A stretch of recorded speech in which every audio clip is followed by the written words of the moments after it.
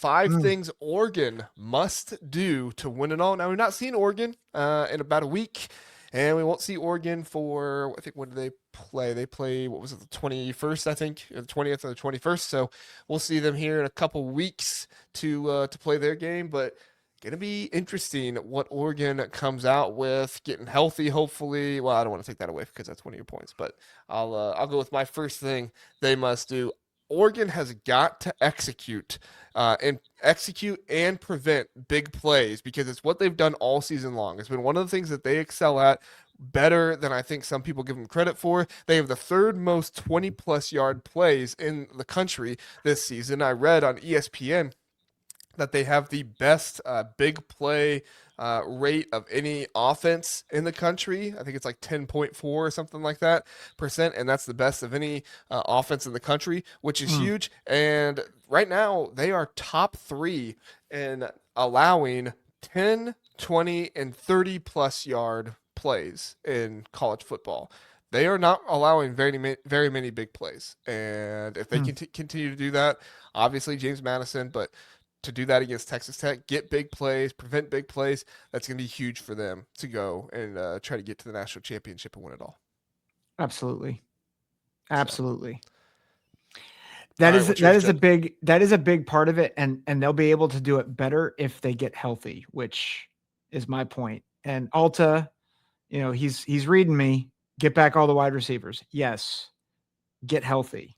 Hey man, if they get Evan Stewart back. That Evan Stewart is a difference maker.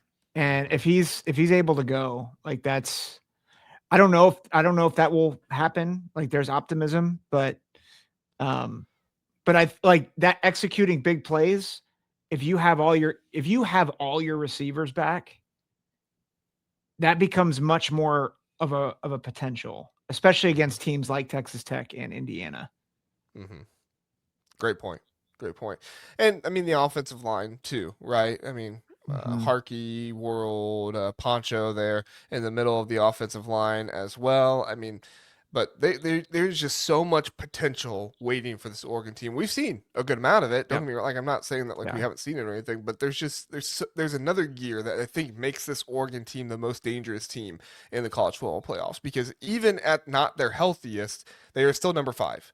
And even when they had injuries, they still were able to beat Iowa, USC, and Washington at Washington, which we all know Washington has been a much better team at home this season than on the road. It's not like they just beat a Washington team that was on the road and that didn't play well. They went into Washington, played really well, and took down the Washington Huskies. So a lot of credit there goes to Oregon for them to even be a 5 seed with all these injuries. They get those guys back. They get healthy. They're the most dangerous team outside of the top 4 teams in college football playoffs, in my opinion. It is interesting. I was reading the ESPN pick, like their panel and who they were picking in the playoffs. A lot of people picked Indiana. A lot of people picked Ohio State. A lot of people picked Georgia. One person picked Texas Tech. Nobody picked Oregon. Nobody picked Oregon Texas Tech to win the title. Final Four? No, to win the title. Okay.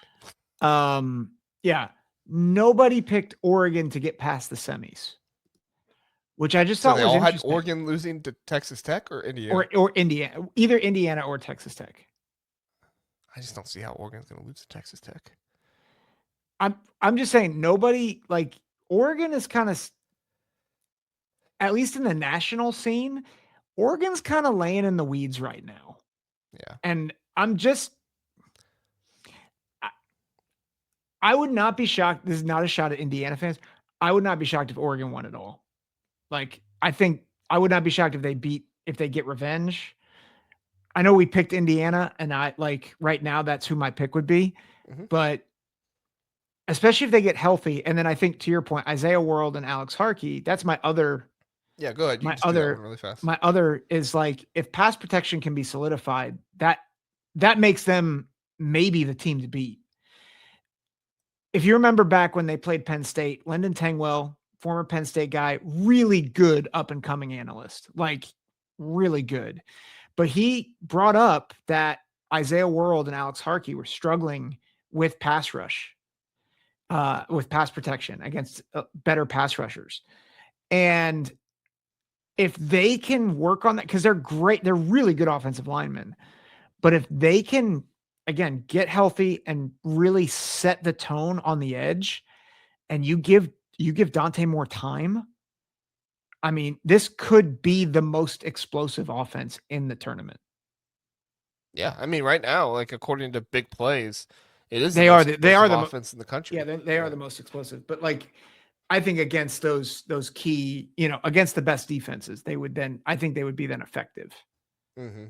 Yeah, especially if they get the wide receivers back. Yep. We're gonna see a Dakorien. Like, I'm not saying he's gonna be Jeremiah Smith or anything like that, but we're gonna see a huge, playoff from Dakorien Moore. I mean, he's probably gonna play at least 2 games. Probably he's probably gonna play at least 3 games. I would say. I he's a different type of receiver, Yeah, he's but not gonna be Jeremiah Smith, but he yeah, could but definitely he be a could make an freshman impact. sensation. Yeah. Yeah. Well, and like you could see him making an impact. So he's not a receiver, but I think of Travion Henderson, where he didn't always get a ton of touches at running back, but when he did, you felt it. And I wonder if it could be like that, where he takes a screen 75 yards, or he, takes a slant and cuts through defenders and explodes. Like, I think that could be a thing.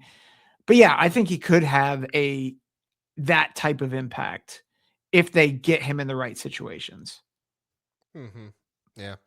I'm looking forward to it. I'm looking forward to seeing Oregon in the playoffs. I think it's gonna be fun. Fun stuff. Mm-hmm. All right, my second reason, but the fourth reason that we have here is by far the best offensive havoc rate. Oregon has the best offensive havoc rate, which, if you don't know what that is essentially the percentage of plays that Oregon allows a tackle for loss, forced fumble, a ball to be intercepted, or a pass to be broken up. Oregon is so efficient, they do not allow things like that to happen to them very often. They are almost always gaining yards. I mean, they have a very high completion percentage, as Oregon and Will Stein's offense always does. But as the season has gone on, Dante Moore has gotten more comfortable. They continue to be able to do that, make that happen. And this offense is just creating incredible efficiency right now. And like I said, it's not like they did this against, Purdue and, sorry, people, other Big Ten fans, but Purdue and Rutgers and UCLA at the end of the season.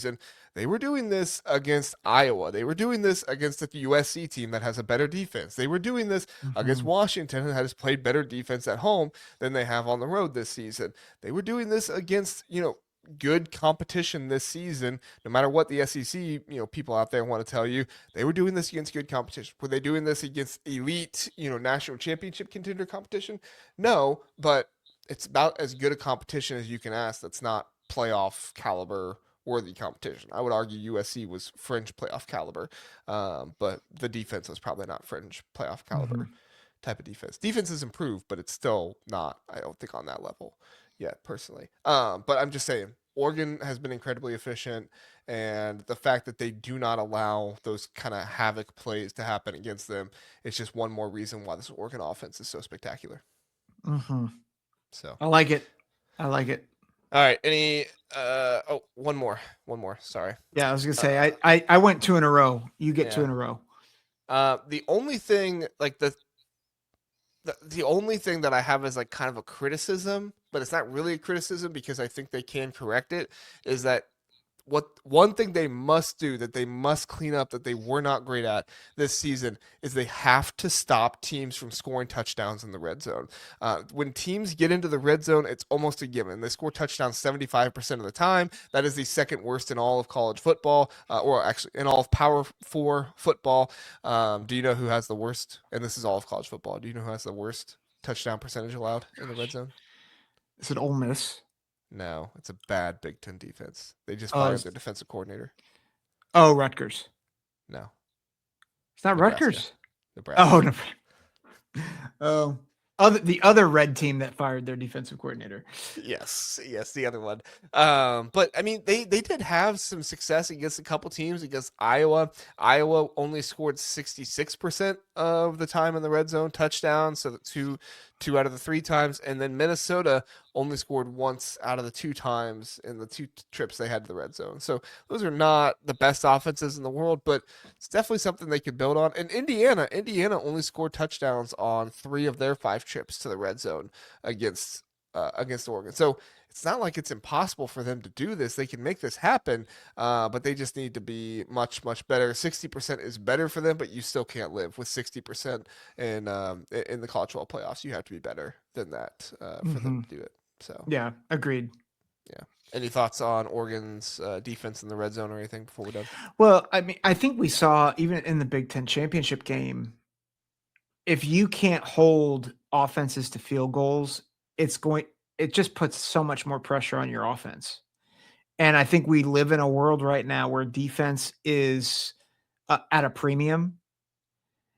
And so to be able to hold offenses to 3 or to turn people over in the red zone is huge, and they're just not doing it. So, Yeah, yeah. I mean, and Ulta makes a good point. Look at the percentage of teams getting into the red zone. They only have 24 red zone attempts allowed this season.